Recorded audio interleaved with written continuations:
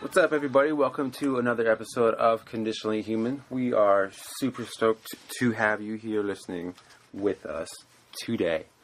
Once again, it's been a little bit since we've released the episode because we've had a couple of meetings and we're kind of restructuring the cast a little bit. Just trying to make sure that we're giving you the best content possible. So we are going to start kind of doing a little bit more formal intro, like I'm doing right now. Still stumbling on my words. It's still me. A quick little intro just to establish, hey, we're starting this cast, and we have these things that we want to talk about. Each one of us are going to start coming with some really well-researched, topics that we want to, at least give you our perspective on, and basically kind of hopefully teach you a little bit about if you don't know about this subject yet. And also we'll kind of address things that you probably do know about and just want to hear our opinion about it. So we're going to go for a good, few 10 or 15 minutes just on a specific subject as an individual. And then the rest of us are going to respond. So for instance, if today we have Sean who wants to speak about something and we're going to respond to him. So that's what's going to happen. And we want to do that with each person. This episode is going to be a little bit shorter because we are going to only address one subject. But in the future, each one of us will bring in a topic that we want to discuss. So I hope you enjoy the episode. Will, you want to drop some knowledge on Yeah. Yes. What's up, guys? As Calvin just said, we're coming at you with some hopefully new structure, as well as still gunning for some new recording equipment, but for now we are once again recording on our trusty dusty recorder. Coming at you from Calvin's studio, we just had an awesome interview with Kenzie from Atomic 26, Phoenixville zine. If you haven't checked it out, definitely see if you can get your hands on a copy of one of the more recent issues. The interview went super well. It was honestly, I felt like it was educational, and it was good conversation. So definitely check out the next issue. We should have the interview should be in the next issue. I think she's gonna type it up, as well as a picture of the three of us. If you don't know what we look like, get a little more familiar with our faces. So. Be looking forward to that. But for now, we are going to be talking about something that happened recently. Sean specifically felt very affected by this. What had happened. So I think we're just gonna listen. I'm really excited to hear what you brought. So Sean's gonna talk to us, and we're going to talk about it. All right, so if you guys have been following the news, even if you're not into the hip-hop scene, this news has kind of spanned across all platforms, and that's the passing of Ermias Askedom, and I'm hoping I'm pronouncing that correctly, and that is actually going to be, that's Nipsey Hussle's name. And Nipsey Hussle was brutally gunned down this past Sunday by an individual who he had a dispute with. More information has come out on the shooting since it happened. And apparently it was just a gentleman in the neighborhood. Not a gentleman, it was a guy in the neighborhood. And he was a known informant. And when you come from an area of Slauson Avenue, Crenshaw, I believe, is the street that the store is on. Nipsey Hussle had a store called TMC, The Marathon Continues. And that just embodies who he was as a person. And so they were up there on Sunday, had a disagreement with an Eric Holder, who has since been apprehended for the homicide. Holder didn't like the way the conversation went down with Nipsey. Nipsey told him to leave the area. As it was explained, it was calm. There was no violence in that instance until Eric Holder took it upon himself to... his ego took a hit, and he wasn't able to deal with that within himself, and he decided to take the hatred that he has for who he is as a person and release it onto the world, and through the ultimate action of snatching away one of the most influential people let alone musician, artists, just people in the last decade, in my opinion. And we all have. I know Will said that I had a connection to it. It did make. I mean, I cried over it. You know, it hit me. Like it was a tough loss, and I'm having. It's hard to talk about it now, but it's affected all of us. And I'm going to kind of touch on a few things and just who Nipsey was as a person and what he brought to the culture and just to the world. And I also wanted to go over that his name means God will rise, and I thought that was just cool to me. You know what I mean? Like such an influential, powerful person was just such a prophetic name. Like it was just amazing, and that meant a lot to me. And I actually just learned that recently. So a couple things that Nipsey did outside of music, major music. He's a rap artist. Started from his trunk. Started just hustling albums out of his trunk. And he kind of revolutionized the game a little bit because he came on at a time in the early 2000s where we were getting away from CDs, and that was when iPods were starting to become a thing. So it was almost like buying CDs wasn't the thing anymore, so you got to get creative.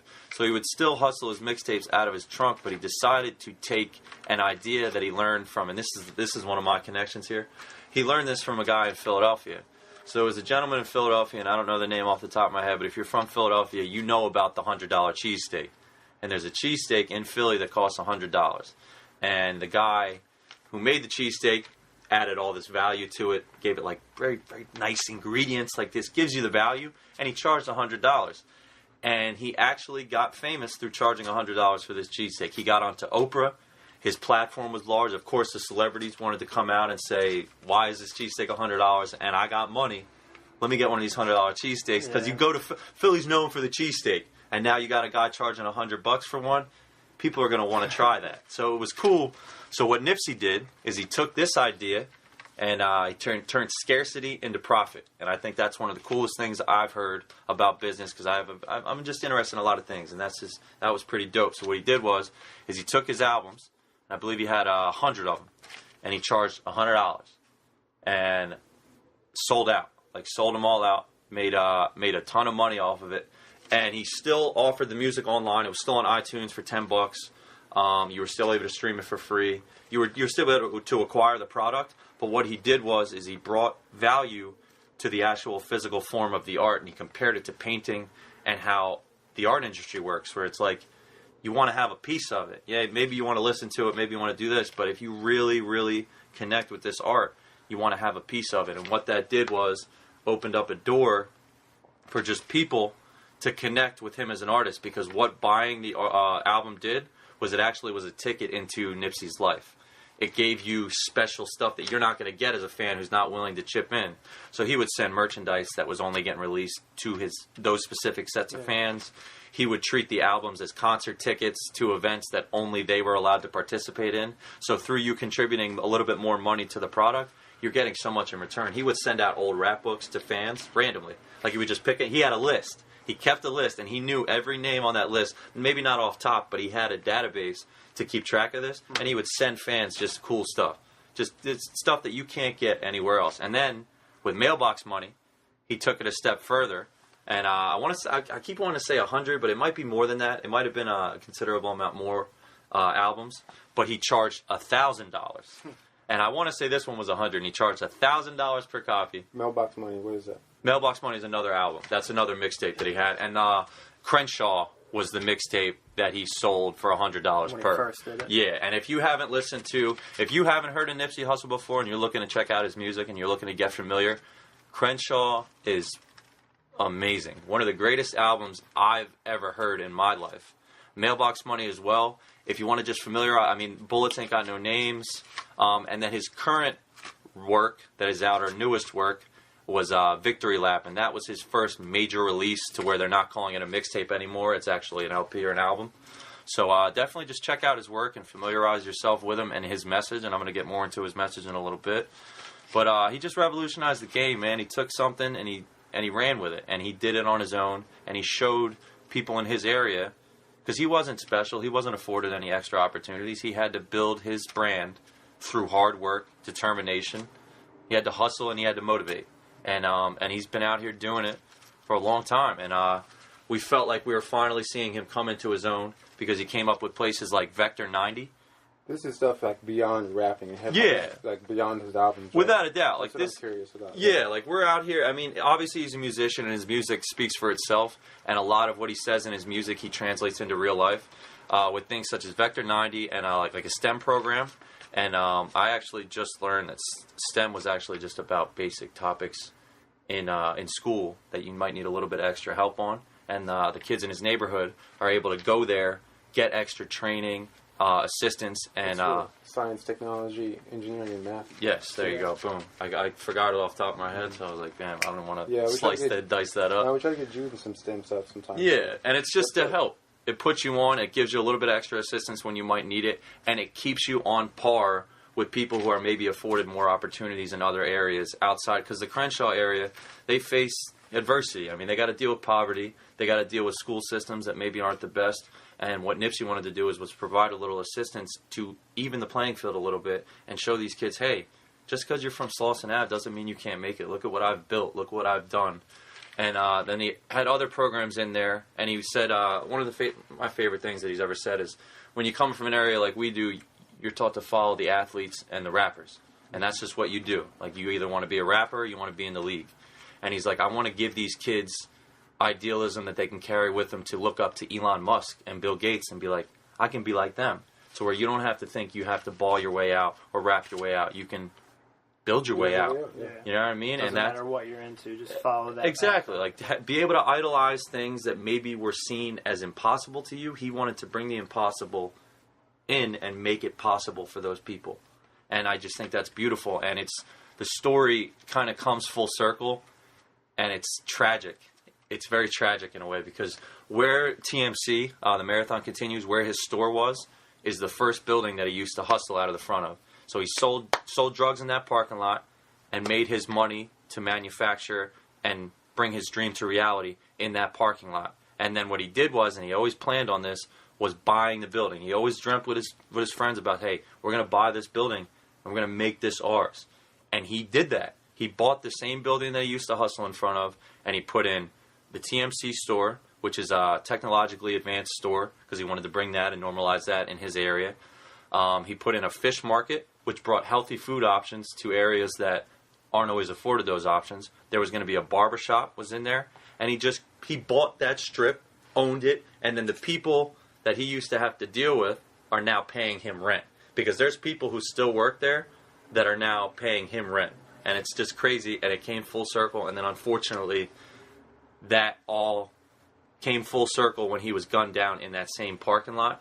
And that's just the tragic nature of it, is like he built something, he made it out, but he stayed where he was from and turned it into something, and then he was brutally gunned down in that same area. That was the grand opening, right? Or something like that? No, it wasn't the grand opening. The store has been open for quite some time. He had a buddy who had just gotten out of jail, and he was just up there just outfit, but getting him fit up with some clothes, like putting him in some gear and just putting him on. Yeah. Because he puts his people on, and I mean, everything that's ever been stated about the man is that he's loyal, and he stays true to his community. I mean, there's a lot of people that get rich and they leave where they're from and they forget about it, and you almost never hear about it again. But Nipsey wanted to build from within, and he wanted to combat gentrification through ownership. He was big on black ownership and just big on maintaining and building from within in your community. And that's just a message that spans everything. I mean, everybody can get behind that.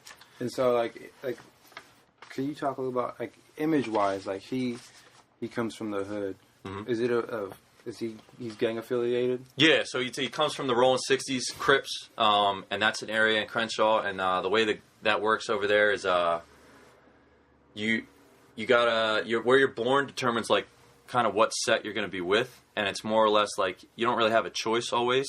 I mean, you do have a choice, but it's almost like that influence is usually it's going to take over. It's really hard to be Switzerland. Yeah, you can't. You have to kind of, yeah, exactly. That's a beautiful way of putting it. You have to kind of pick a side. He ended up being born in a Rolling 60s neighborhood, so that was the gang he was affiliated with. And he hustled as a means to get out of that situation. He embraced where he's from, and he embraced because he had to do a lot of things that maybe people would judge him for. Maybe he made some decisions, and he had to be hard. He had to grow up hard, and he had to be tough to get out of the situation he was in. environment. Right, but he always had the mentality of, I'm doing this for the greater means. I'm doing this for a greater message. I'm doing this to get out and then to give back. And like, from what I know about a little, like the gang, you know, affiliation type of things, but Bloods and Crips are notorious. But you're saying that he was a Crip, but he was well respected. He was respected across gangs. I mean, he had friends. So there's J Rock is in music now. He's I believe he's affiliated with the Bloods, and then he got respect from not only the gang affiliation that he had, but after his passing, the LAPD, which is notoriously problematic for a multitude of reasons that I'm not going to go into now, but it's like they released a statement of, I believe it was the commissioner saying, yeah, I read the name, and I looked away, and then I read it again, and he just couldn't believe that it was Nipsey Hussle that had been gunned down. And he's like, this guy has done so much to give back to the community. So when you got LAPD morning... They had a meeting. They were supposed to meet with them, I think. Yeah, the next day they were supposed to have a meeting about, and this the irony in this, they were supposed to have a meeting the next day about how to combat the violence that's going on and bring that down and kind of draw that back into like a minimum and try to just build a community as like a collective as opposed to like a warring situation all the time. So it's just crazy that was supposed to happen Monday and he was murdered Sunday. But to have LAPD mourning your death as a known and well, spoken out member of the Crips, like a Crip is getting mourned by the police. That's just crazy. I mean, he was a good person, though. I mean, he had to play the game, which was like the gangs, and like you said, just like you had to be hard. Yeah. Like he was just doing what he had to make some sort of positive impact. Yeah, I mean, he put it together, and he did what he had to do, man. That's like just the world we live in. I mean, you can definitely make an impact at any level, but like to feel like you can possibly make like a really great impact, but you have to just have some sort of influence. Like you need some sort of like people need to be paying attention to you for some reason in order to make that large scale positive impact. It's interesting that what's interesting about his death, I think, is that it was felt so universally by so many people. Like even if you don't listen to rap, like I'm sure that you came across his name on social media somewhere because his death was so untimely and so like major to like the not just the culture but like the world too, to where somebody like my question, what I'm trying to get at, my question is like how is this like different from like somebody who doesn't know rap, doesn't know hip hop, all they know about black culture is, and Crenshaw culture is like gang affiliation, some of that. The fact that it's such big news and it comes across their feed, how do we convey to that person that it's just like it's not just another killing in the streets? Like this is major, this is big, but it's ironic because was it just another killing in the streets? Like the way it went down. The way it went down, yes. The way it went down. Sadly, it came, like I said, it just came full circle. It was an individual that was hurting. It was an individual that was. It's almost like you get to see a picture of two different angles of how that life could end up. I mean, the guy that shot him, Holder, was just. I mean, he was the definition of just that shit ate him up and spit him out, and he made decisions based on shit that he's gone through and the trauma that he's faced.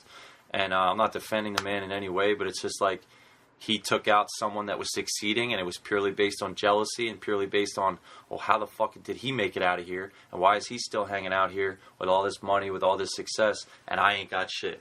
And it's like a what the fuck, I don't have nothing attitude, and then that's why he took him out. Yeah, because you explained the situation, party's going on, he shows up, and he gets chastised and told to leave because he's a snitch. Yeah, because he's a known informant for And if somebody comes around and like you're with people that do certain things that you're like might be in a legal gray area, you don't want somebody that's going to put your stuff on blast. Or even if you're 100% legit, if you know that person is a snitch, like not going to want you to hang out. It's just the way the code goes in neighborhoods like across America and cities. It's just if you're going to be an informant, you're gonna lose respect. You're gonna lose credibility, and people don't want to be around someone that's gonna tell on them for just shit and put people that you're supposed to be friends and associated with behind bars. Yeah, maybe what you're doing is illegal, but they have to. You got to do these illegal things to get out sometimes, man. You're put in situations where it's like.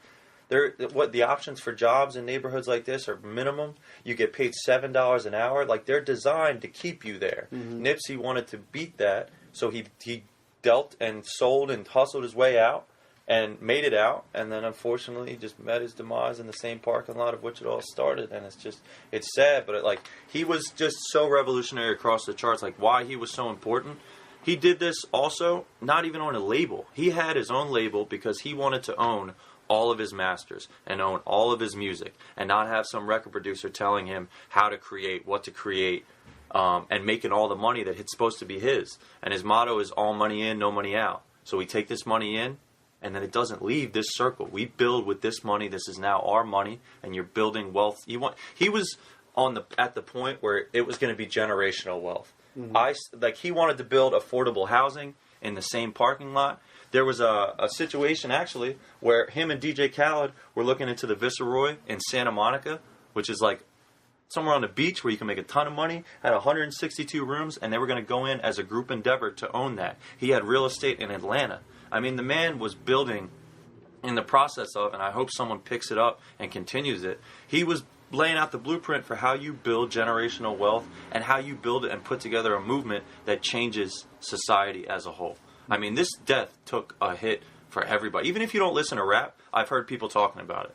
I've heard people speaking about, well, I didn't realize he was doing all this, and it's opening a lot of people's eyes to what he did. I mean, a lot of us knew already. He was kind of a messiah. Yeah, I mean, it's just crazy. I mean, he died he was 33, and that's young. I mean, I'm about to be 28. You know, that's 5 years. I mean, we're all very close to that. It's just crazy. He got a lot done in a short period of time, and you got to wonder where he would have been at 40, where he would have been at 50. I mean, look at what Jay-Z's doing with all his wealth. Jay-Z is prison reform and just changing. He's changing the fabric of the country, and you gotta think that. I mean, Nipsey would have been doing the same thing. So, what I hope is that somebody in his crew or somebody he's affiliated with or someone who is just inspired by what he was doing picks up that flag and keeps running with it. I think he's touched enough lives that it'll be continued.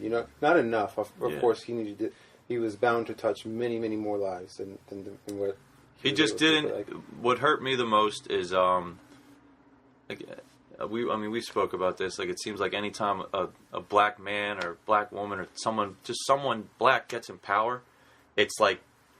It seems like something crazy always happens, or the flame. Look at Jay-Z and Beyonce. Like you mentioned, Jay-Z and Beyonce. Yeah. You know how hard they work to make sure that their image stays a certain way. Mm-hmm. Like you gotta sign NDAs just to walk into a room where they're at because they want to make sure that everything that they do is tight. Because they gotta work 2-3 times as harder to get half as much, and that's just the way it is. It's like so if there is people on the rise, you gotta, I don't know, man. It's just, but you can't be too careful because if you were too careful, then he wouldn't be able to take his boy to his own shop. Mm-hmm. That's even you can't escape that. And I think hindsight's always going to be 20/20. And I was, even when he first died, I'm like, man, where was his security at? Who had where were the guns at? Why? He was touchable in that moment. He was, you could reach him in that moment. And I think when you get to that level, you got to do what Jay-Z and Beyonce are doing, and you got to put a buffer zone between you and those that don't. You got to earn the right to stand next to a man, like him. And I hate the fact that was realized too late. That was what really fucked me up. It was like this man was about to just do some things, and he already accomplished so much, and.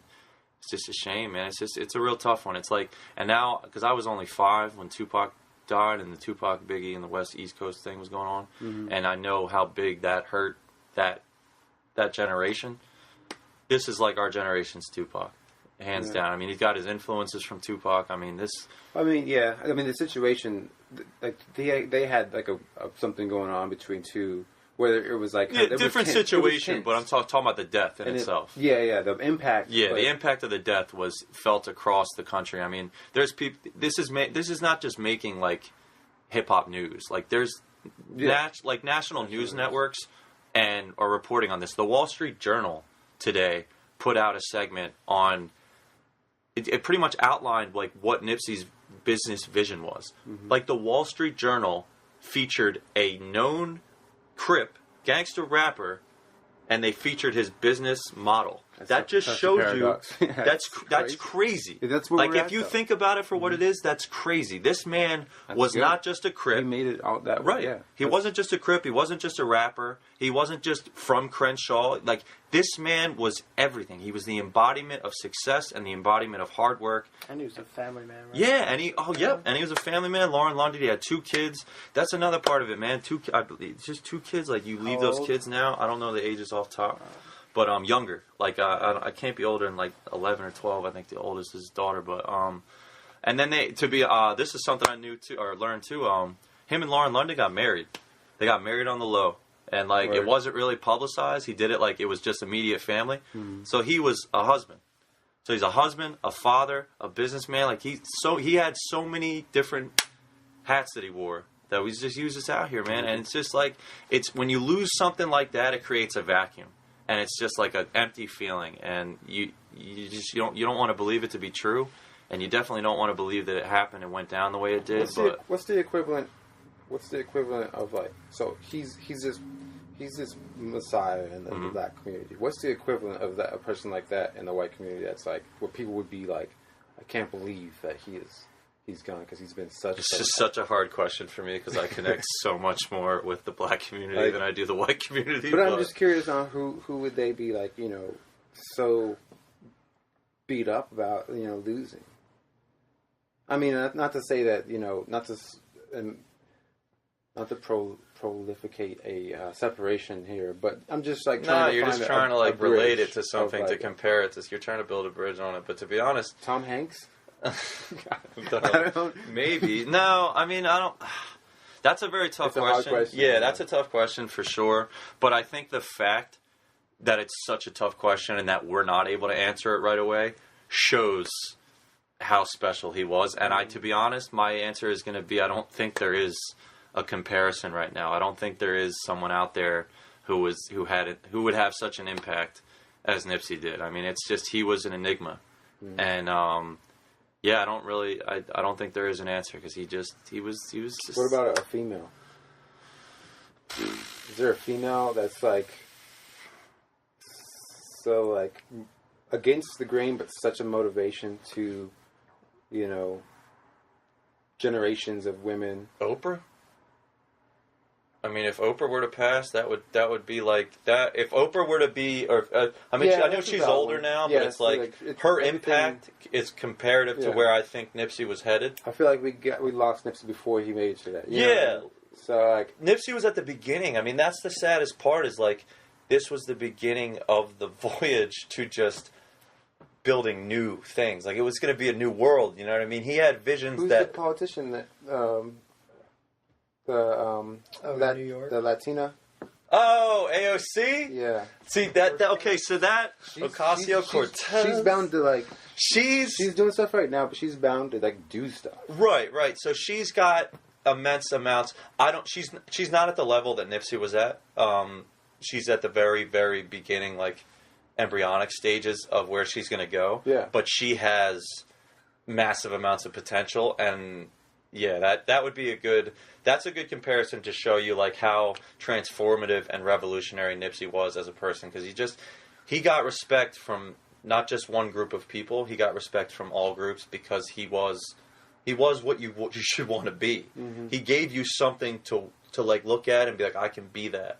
And there's not a lot of people out there that do that. A lot of the people that are rich and famous and celebrities, yeah, they're cool, but like, do you really look up to them? It doesn't seem attainable what they do. It seems almost like it's just a facade, and like they just lucked into it. Nipsey gave you the blueprint on how to get out and how to be successful and how to just build and strive. And I mean, the marathon will forever continue through the hearts and minds of all the people that were inspired by it. Because it's changed the way I walk, man. It's changed the way what I'm doing. Because this man died at 33. Mm-hmm. That gives me 5 years. So, you know what I'm saying? Let's. You don't know when your number's going to be called. So you should always be working hard and working towards something great, because you never know when the fucking shit's going to stop. You never fucking know, man. Life is random, and you could be plucked at any moment. So you should, as a people, we should take this death, mourn the loss of Nipsey Hussle for sure.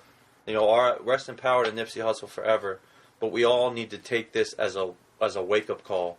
Get out there, be great, do your best, live your best fucking life, because tomorrow ain't promised, man. Exactly. If a man that powerful can get touched, so can we. He did you know what I mean? In a short time. Yeah, and he did that much in 33 years. You know what I mean? Like, imagine what we could have just accomplished in a year, a month, a day. Get out there, be great, and just don't take this. Don't ever put his name in vain, man. Like, if you had respect for Nipsey Hussle and you were inspired by him, then do his name justice by getting out there and being the best possible person and human being that you can be, and give back to your community always, and don't ever forget where you came from. Yeah, I think that's very well said. I think that's before we put the nail in the coffin. Like, that's like exactly what we need to do.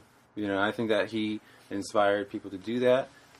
I think there's people that are still alive today that are still doing a lot of work and inspiring. And like, if you feel, just like what Sean said, like, if you feel like there's something that you want to do, then do it. You know, like when we started the podcast, we did it because we wanted to do it. We had a couple of meetings, and then finally, I think it was Sean that was just like, let's just do it. You know, and like, we might not have released it. We might have. We just wanted to record it, and then we found out that, hey, it doesn't sound too bad. Let's put it out there. You know what I mean? And we're putting it out there, and we're lucky enough to be in a community and be alive with people that are like inspiring to do it. And just before we wrap it up real quick, just to bring it back to what you said earlier, like we did just do this interview for a zine that's here in the local community, and like, I think that's like something that we're kind of thriving off of right now with individuals like Nipsey. You know, maybe he wasn't like here physically in the community, but when you have like inspiration, you know, right around you, like, get to work. Like, just get to work. So thanks again for like listening to the podcast. I thought this format was really great. I learned a lot about Nipsey Hussle and dynamics of the hood, and you know, just how it goes for that community. Like, it sucks, but we're definitely going to keep Nipsey, keep everything that he was about in our hearts, and keep the marathon going for sure. Yeah, man. What's the name of his website for the clothing? Oh, it's TMC. The marathon continues. I believe it's just TMC.com. You can go on to his Instagram page. For now, is still active. There's links to everything on there, so you can go check it out. The best part about him owning all of his masters and all the rights to his music is every time you stream one of his songs, that goes directly to his family. So as a support, and as something that you can do just for free, you're paying for that listening, you know, platform as it is. Just bump Nipsey, man. Just learn about who this man was and why this death affected us on such a deep level. And then through that, you'll be supporting his kids and his wife financially and giving them a little extra assistance to make sure that they ain't getting down, man. Mm-hmm. Just keep everything moving, keep it up. But yeah, I'm really proud of like what we did today, and it felt good to talk about it. And it's just a successful day in itself, man. But, definitely. Any last words? It's a beautiful day. Yeah. Get outside. Get outside. All right. Thanks for listening, guys. We'll see you next week or whenever we drop the next one. Yeah, facts. Deuces.